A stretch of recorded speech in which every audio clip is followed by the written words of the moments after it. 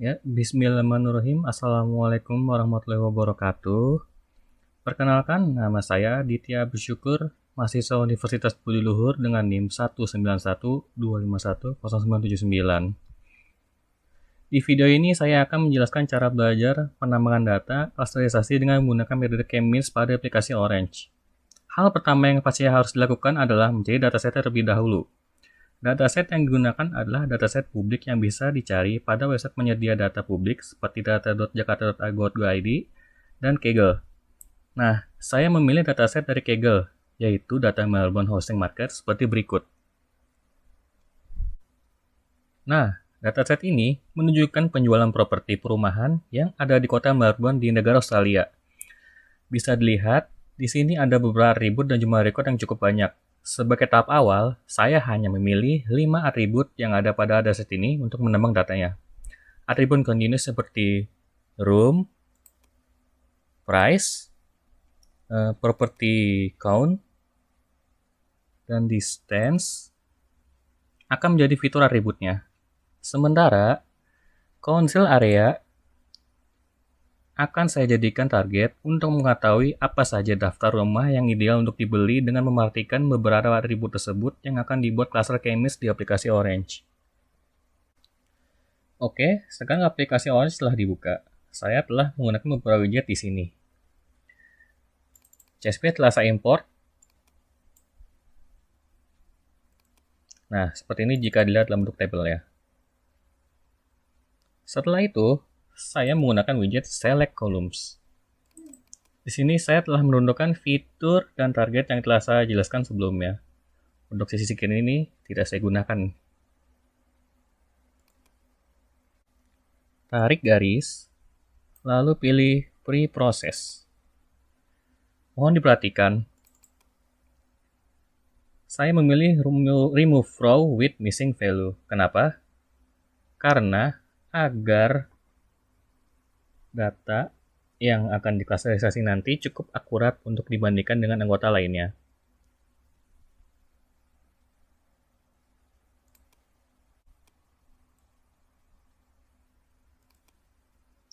Di sini ada cukup banyak penggunaan jumlah record dan yang mengandung missing value. Sebenarnya, saya bertujuan hanya untuk menggunakan tak lebih dari 200 sekian record untuk diklasterisasi. Maka, tahap selanjutnya adalah saya akan melakukan data sampling untuk mengurangi jumlah recordnya.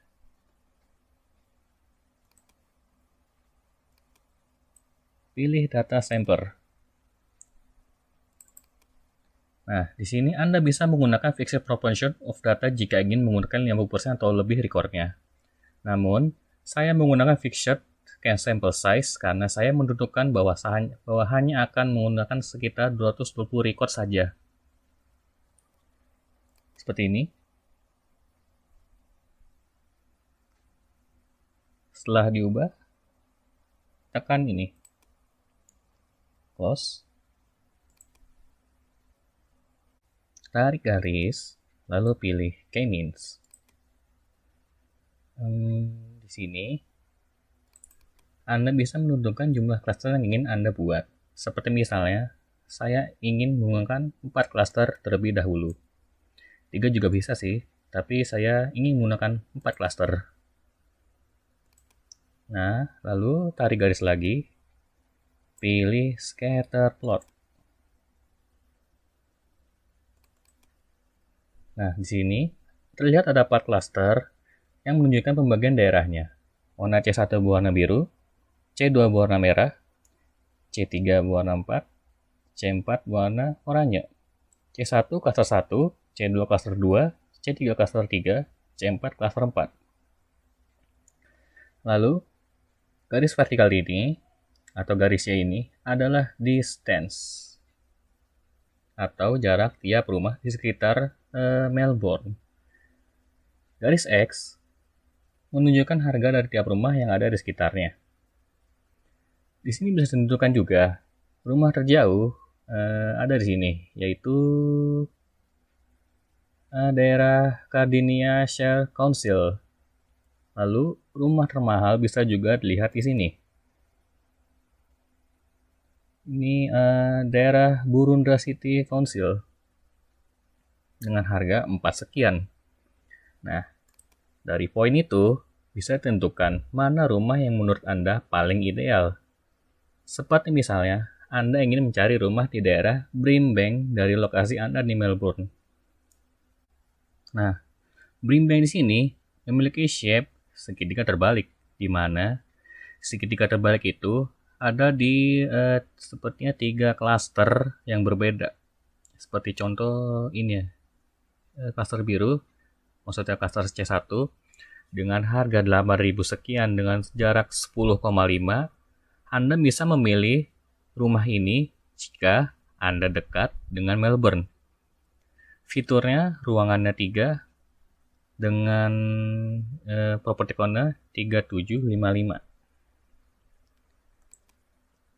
Data ini masih bisa dibuat eksperimen dengan bebas. Anda bisa mengganti jumlah klasternya agar pembatas scatter plotnya semakin kompleks. Atau Anda bisa menentukan jarak rumah yang sekiranya jauh tapi bisa dibeli dengan harga murah juga bisa ditentukan dengan data ini. Di sini Anda juga bisa menunjukkan color regions-nya, tuh pembagian daerahnya, grid line-nya, dan Anda bisa coba berbagai fitur yang ada di sini. Lalu bagian kesimpulan, apa yang bisa diambil kesimpulannya? Tentu saja tujuan menggunakan K-means ini adalah membagi data menjadi beberapa kelompok dalam bentuk clustering. Lalu, tujuan clustering ini adalah untuk mengetahui dan memahami data perumahan di daerah Melbourne yang nantinya bisa digunakan untuk tujuan marketing perumahan dan melakukan perencanaan pemasaran rumah-rumah untuk menarik pelanggan dengan menggunakan data ini. Baik, mungkin itu saja yang bisa saya sampaikan. Semoga video ini bisa bermanfaat bagi Anda yang menontonnya. Apabila ada kesalahan informasi, mohon dimaafkan. Sekian, terima kasih.